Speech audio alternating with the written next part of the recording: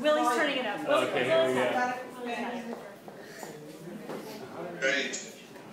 Well, there seem to be many of you. I can just sort of make out a lot of friendly faces. So thank you again for the.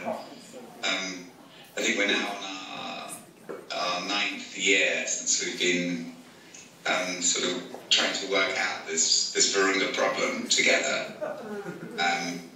Of course, this last year has been, in some ways, the most eventful.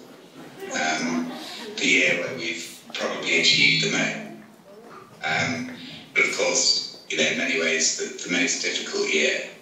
But also, I think, the year that gives us the most hope that we can actually pull this little exercise off that we've been trying to do together all these years.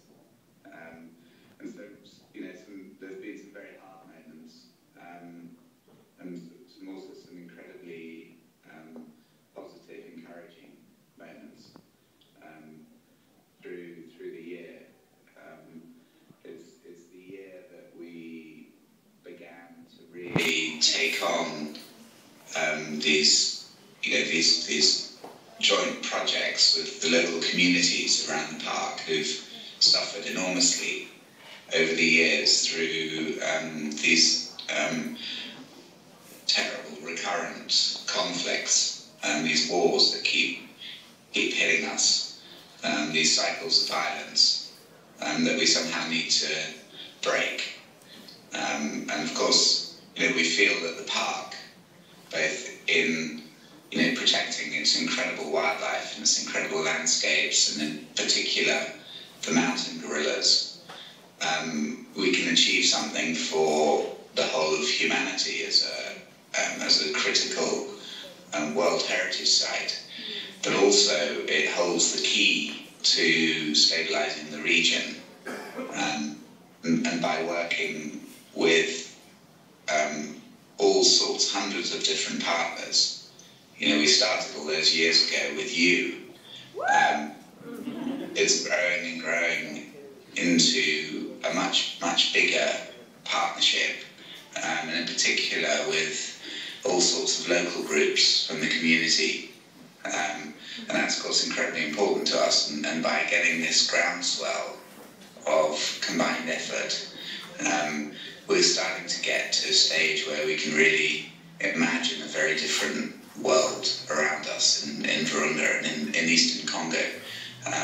So right now we've got about 127 different groups and associations and businesses and government institutions that are working with us towards this whole idea of bringing peace and stability back to Eastern Congo through the whole notion of sustainable development around the park.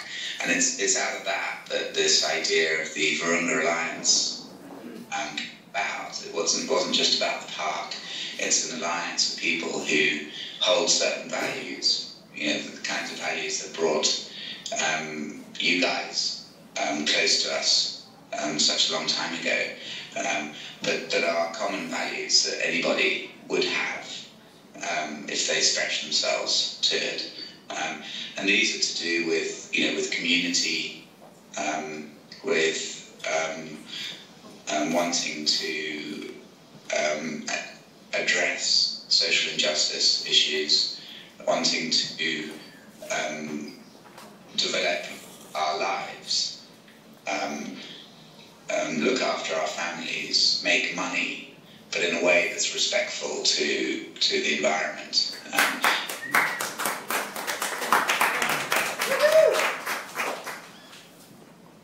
These are a set of core values that really resonate. And so what we figured was we'll try and get it to work. We can never succeed on our own, not when we're confronted with so much, and others who want to take shortcuts on those values, and that's a big part of what lies ahead of us.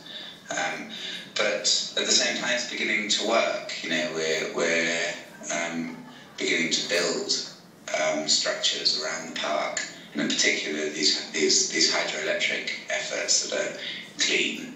They're not dams; they're just small community-led micro hydro plants that can generate actually quite a lot of electricity for the community, and through that create jobs. And it's those jobs that are going to offer an alternative to those young men and women who would otherwise take up arms to fight each other and to destroy the park. So it's a very, very exciting moment at the moment. In fact, I can hardly sleep at night because it's so positive in that respect. It's so exciting, but it's still fragile. We've seen the many events this year are confrontations with the British oil company SOCO, which is a hard fight because they're not always playing a clean fight with us. But we're going to win because we've got more and more people helping us, and it's getting bigger and bigger, and they're beginning to get kind of scared, which is a good thing.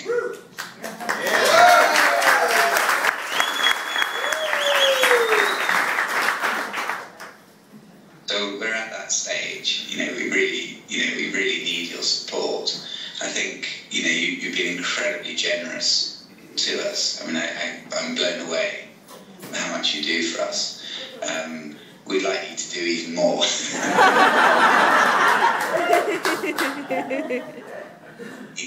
To drive this public awareness effort, especially in the US. The US has very strict laws that can protect us, even in Congo.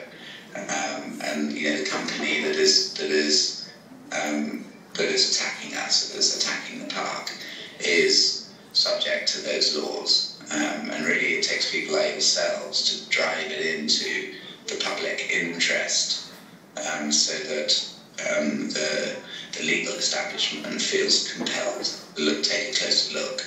And that's the most important thing of all at the moment, is to shout and scream and make as much noise as you can over this issue. Robert's there. Robert's good at that.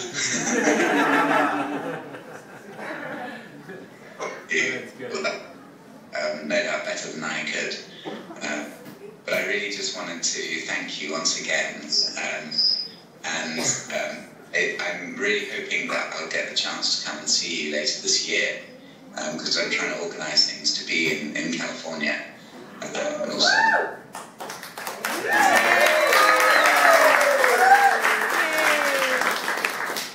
that would be a big bonus for me, because it would be tremendous to be able to come and actually come back to Happy Hollow Zoo. And so, once again, like I did last year and the year before, and I'll be doing next year, I wanted to thank you for the incredible support, which helps us in so many ways, all of us in Virunga.